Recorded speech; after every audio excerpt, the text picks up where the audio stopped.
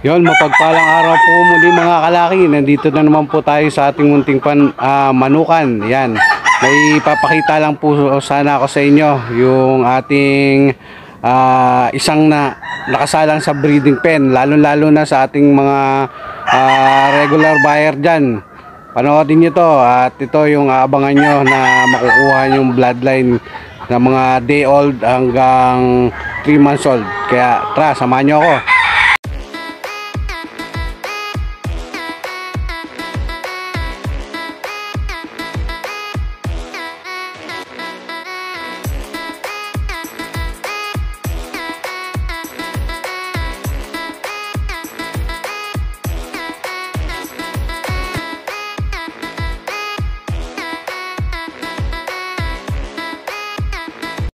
Disclaimer: this video is for breeding purposes on lino animals were harmed.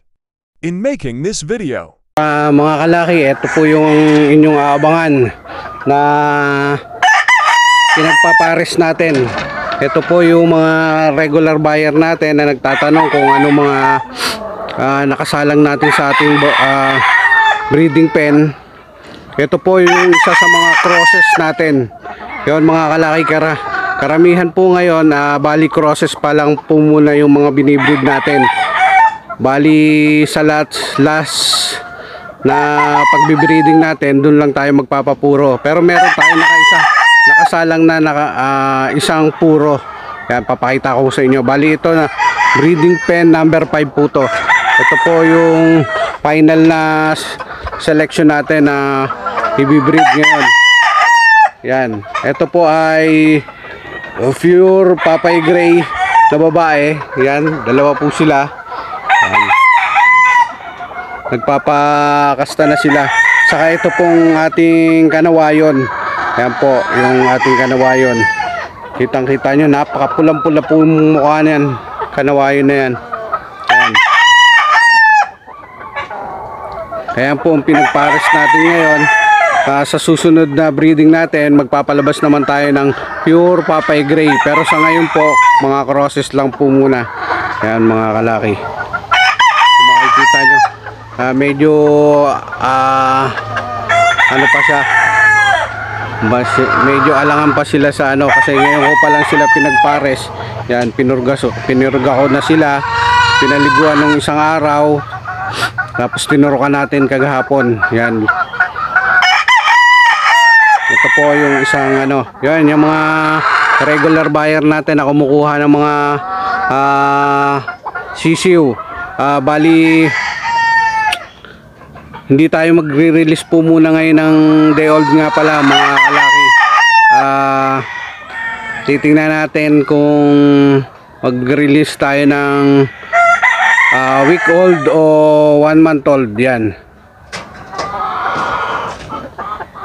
Yan po, yan. Papakita ko naman po sa inyo yung ibang nakasalang dito.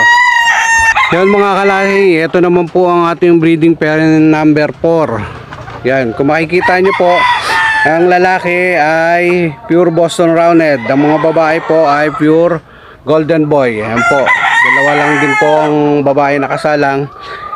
Bali, na-feature ko na po sila dun sa unang vlog natin.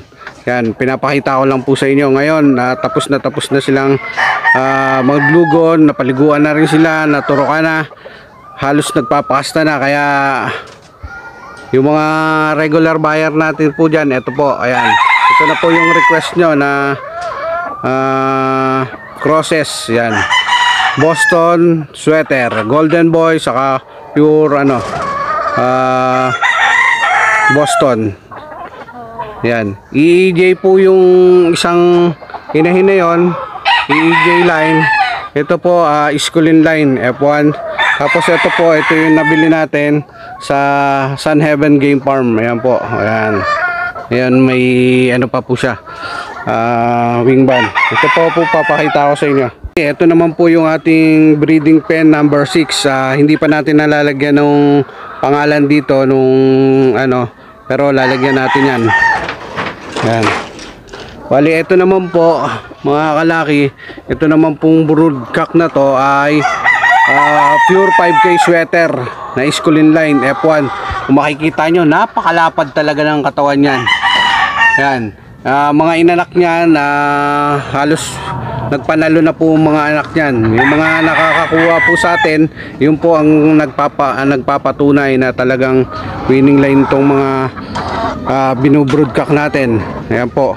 Medyo matapang lang po to, napakasalbahe. Pero yung mga inaanak nito, mababait po. Yan. Nung stag pa lang po to, hindi naman ho salbahe. Nung tumatanda, sa naging salbahe. Yan. Pure 5K sweater. Yan. Iskulin line. Ito naman po ay mga high action. Yan po ay yung high action natin. Yan. Ipapares natin dito sa 5K sweater. Yan po yung high action. Magkapatid po yan. Yan, papares po natin dito, mga kalaki. At magpapalabas tayo ng sweater hats. Yan. Napakagandang inahin po yan. Mga straight comb din po yung high action natin, kaya malamang panay straight comb ang mga lalabas nito. Yan. Baka 90% maglabas na panay straight comb. Ayan po. Ito po ay ang ating pure 5K sweater Iskulin line. Yan. Napakasalbahe lang po. Kaya bumagsak yung tukod nung kulungan. Mamayang gabi na natin ayusin yan pag nakadapo na sila. Ngayon hindi natin pwedeng basta pasukin yan. Siguradong kawawa tayo dyan. Yan.